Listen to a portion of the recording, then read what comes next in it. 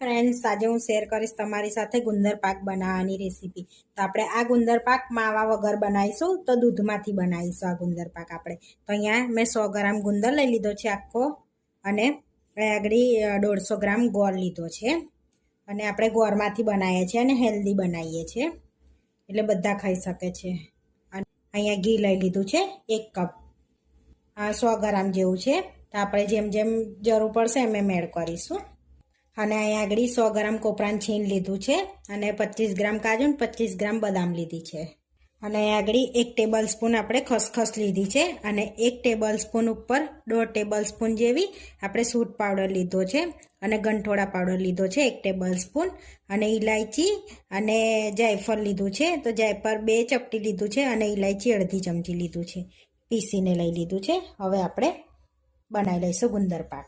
ફૂલ fat મેં 500 ગ્રામ દૂધ લઈ લીધું છે ને, એને ગરમ કરી લીધું છે. અને 100 ગ્રામ પાછા 500 ગ્રામ દૂધ એડ કરવાનું. તમારે વધારે એડ કરવું હોય તો વધારે એડ કરી લેવાનું. હવે કઢાઈમાં આપણે પહેલાં ઘી લઈ લઈશું થોડુંક, તો 3 થી 4 ટેબલ સ્પૂન જેટલું આપણે ઘી લઈશું પહેલાં. હવે મેલ્ટ થવા દઈશું એને.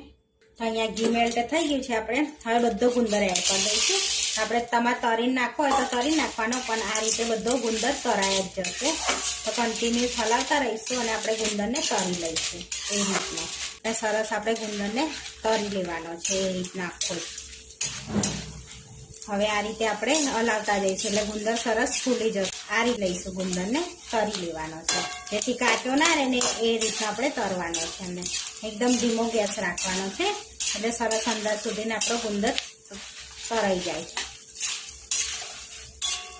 તો તમને જ્યાં કાચો લાગે ને ત્યાં આ રીતે મિક્સ કરતું જવાનું છે, અને ગુંદરને તરી લેવાનો છે, જેથી કાચો ના રહે ને એ રીતના આપણે તરી લેવાનો છે. તો આપણો બધો ગુંદર સરસ એવો તરાઈ ગયો છે. હવે આપણે દૂધ એડ કરી દઈશું. બધું દૂધ એડ કરી દઈશું. તો થોડું થોડું એડ કરવાનું છે દૂધને આપણે, જેથી ફૂલે ને પછી લાસ્ટમાં બધું એડ કરી દેવાનું. હવે આપણે હલાવતા રહીશું જ્યાં સુધી દૂધ ના બળે ને ત્યાં સુધી એને આપણે મિક્સ કરતું રહેવાનું છે આ રીતે, જેથી ગુંદરમાં દૂધ જશે ને એટલે ફાટી જશે, એટલે એ જ માવો બની જશે. એટલે આપણે માવો એડ કરવાની જરૂર નથી. એટલે હવે આપણે એને કન્ટિન્યુઅસ હલાવતા રહીશું, અને બધું આપણે દૂધ બારી દઈશું. તો બહુ સમય નહીં લાગે, અને દૂધને બળતા ફાસ્ટ ધીરો કરીને આપણે દૂધને સરસ બારી દઈશું. તમે દૂધની જગ્યા પર માવો પણ એડ કરી શકો છો. તો આપણને 15 થી 20 મિનિટ થઈ ગયું છે. તો સરસ આપણે બધું દૂધ બળી ગયું છે, જોઈ શકો છો. હવે આપણે આને સાઈડમાં રાખી ગોળને મેલ્ટ કરી લઈશું. એ કઢાઈમાં આપણે ઘી લઈ લઈશું 1 ટેબલ સ્પૂન જેટલી. હવે આપણે ગોળ એડ કરી દઈશું. તો ખાલી આપણે ગોળને મેલ્ટ કરી લઈશું, મિક્સ કરી લઈશું, અને ઓગાળી લેવાની છે. તમે ખાંડ બી એડ કરી શકો છો, કારણ કે મોસ્ટલી ખાંડમાં જ બનતો હોય, પણ આપણે ગોળથી બનાવીએ છીએ. એટલે ખાલી ગોળને મેલ્ટ કરી લઈશું આપણે. 2 થી 3 મિનિટ થઈ ગઈ છે. તો સરસ ગોળ ફૂલી ગયો છે, આપણે જોઈ શકો છો. આ રીતના આપણે ગોળને ખાલી ફૂલાડી લેવાનો છે, કન્ટિન્યુઅસ હલાવતા રહેવાનું છે એ રીતનું. હવે આપણે ગેસને બંધ કરી લઈશું. જે આપણે ગુંદરવાળું મિશ્રણ હતું ને એમાં ગોળ એડ કરી દઈશું આપણે. એટલે આને જ મિક્સ કરી લઈશું આપણે.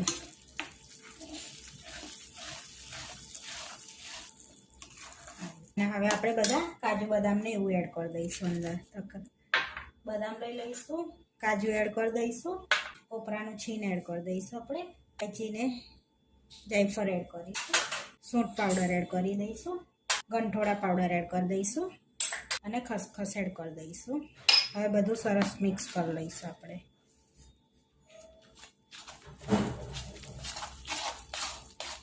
સરસ એવું મિક્સ કરી લેવાનું છે આપણે બધું અંદર. હવે આપણે બધું મિક્સ કરી લીધું છે, સરસ એવું મિક્સ થઈ ગયું છે. હવે આપણે થાળી દેવાનું છે ને, તો ચકતા પાડી લઈશું આપણે એના.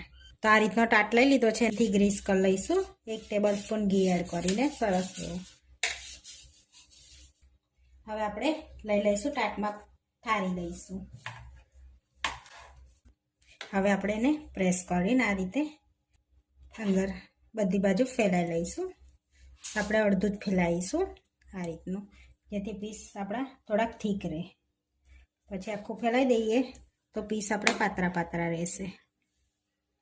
હવે આપણે એને સેટ કરવા માટે અડધો કલાક માટે રવા દઈશું, જેથી અડધો કલાકમાં સરસ સેટ થઈ જશે. આપણે સેટ અડધો કલાક થઈ ગયો છે, તો હવે જોઈ લઈશું પીસ પડીને. તો આ રીતે આપણે ઊભા અને આડા પીસ પાડી લઈશું. અને તમારે પીસ ના પડે ને તો આખી રાત માટે સેટ થવા રવા દેજો. તો પણ ના પડે ને તો 10થી 15 મિનિટ માટે ફ્રીજમાં રાખી દેજો, એટલે સરસ પીસ પડી જશે ને. હવે આડા પાડી લઈશું આપણે આ રીતે, એટલે ઘી ઠરશે ને એટલે સરસ પીસ પડી જશે આપણે. તો આ રીતના આપણો પીસ નીકળે છે. હવે આપણે એને સર્વ કરી લઈશું. તો અહીંયા આપણે પ્લેટમાં લઈ લઈશું. આપણે સર્વ કરી લીધો છે, તો તોડીને બતાવું તો સરસ એવો આપણો ગુંદર પાક રેડી થઈ ગયો છે. તો આવા વિડીયો જોવા માટે મારી ચેનલને સબસ્ક્રાઈબ કરો, લાઈક કરો અને શેર કરો. અને તમે જરૂરથી ટ્રાય કરો. ફરી મળીશું નવા વિડીયોમાં, અને કોમેન્ટ કરીને જરૂરથી જણાવજો કે તમને આ મારી રેસીપી કેવી લાગી.